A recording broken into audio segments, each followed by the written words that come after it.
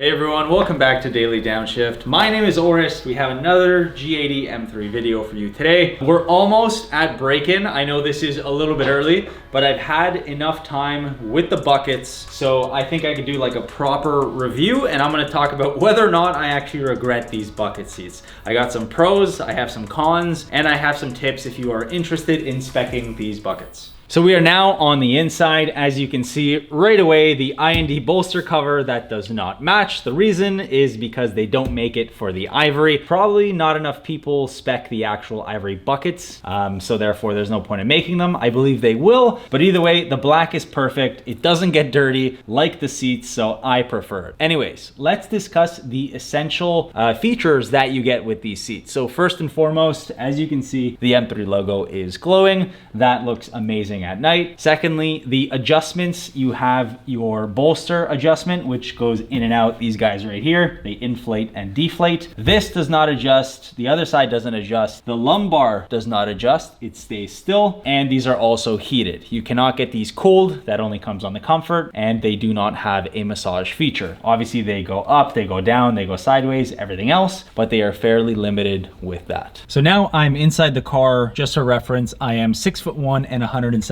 pounds. Obviously, the weight fluctuates a little bit. My understanding is that these seats were modified and modeled after someone who was about 6 feet and in and around that weight. Anyone who's going to be significantly shorter or taller, and obviously a heavier set individual, is going to struggle getting in and out or even adjusting the bolsters to their spec. I've heard some people are okay with it, but generally I would, err on the side of caution if you are heavier, super light, shorter, taller. But generally, if you're in around this will be perfect for you. So let's talk about some of the pros of these seats. I can really name two main ones. One, obviously, they are beautiful. The fit and finish, the carbon fiber, the actual color. Granted, you have to pay extra for that. If you get the black option, they don't look as good, but they still look incredible. Now, the second one, and most importantly why you would buy these seats, is the functional aspect. Now, they are buckets for a reason, and that's because you want to use them on track days or if you're driving aggressively. Again, I'm still not even at the break-in, so I haven't had an extended period with these,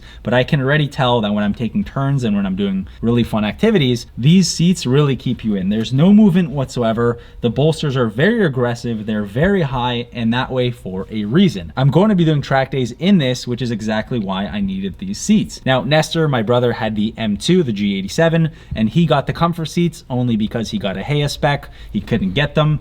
And I remember he did a couple of track days, and all he did was complain about his forearm pain from constantly keeping himself held in with the steering wheel. Now, I didn't want that at all. I wanted something where I was going to be comfortable. I didn't have to worry. You go to the side, these things hold you like a glove. All right, so let's talk about the drawbacks. Essentially, the first one, and I'm going to show you this right now, is how to get in and out of this car. Obviously, you open the door. I use my hand here for leverage. Luckily, it's PPF'd. Now, you swing your leg over this, you use this knee for a little bit of support, and you hop out just like that. Now, I can see how that would be annoying if you're going to, numerous grocery stores on a haul, you're going to 4 or 5 locations within not that far of each other, then yes, it's gonna suck. And secondly, imagine doing that with a helmet on. That is going to be a pretty big problem. If you're doing long cruises, you're just sitting there, it will be completely fine. But again, I haven't done a crazy amount of mileage and it's already a little bit frustrating. Drawback number 2 is the lumbar support, as you can see here. Again, it is 100% static. It doesn't move, you can't adjust it. It's modeled after someone and you just can't do anything with it. Now, if you're around my height, it should be fine, but I will be completely honest. When I took delivery of this vehicle and I made that video, I said something to the effect of, if you're overweight or you can't fit in these seats, then too bad, it's not for you. However, I think karma got me really fast and I was worried because for the first week, I had lower back pain. And I was sitting there going,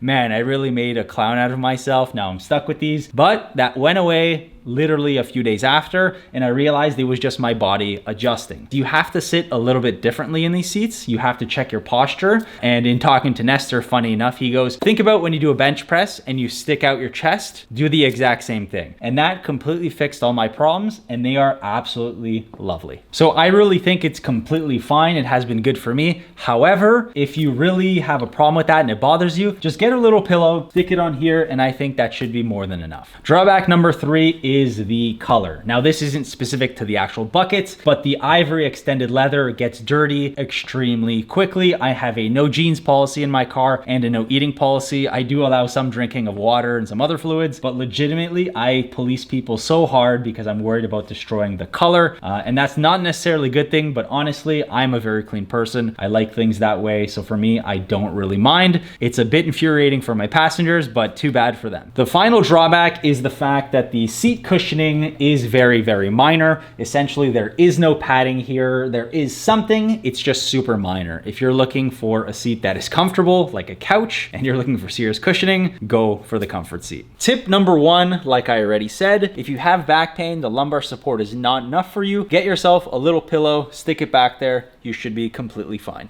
Tip number two. So as you can see, the nut buster is right in the middle. The brake pedal is directly in front of that. The gas pedal is slightly to the right. And then the actual dead pedal slash foot plate, whatever you want to call it, is all the way to the left. Now, when I go on a little bit of a longer journey, I find it's more comfortable if I put my foot right here. And that way it's very centered. It's even between my right and my left foot. The bolster kind of gets in the way here. It's not a big deal, but if you want to be super comfortable, put your foot here, leave it like that, and it's super chill. So I hope you enjoyed my very quick review of the actual carbon bucket seats, my pros, my cons, and my tips to you. I do hope that has helped you make your choice about getting the buckets or the comfort seats. I know that when I was deciding, I did it very fast. I spec'd the buckets.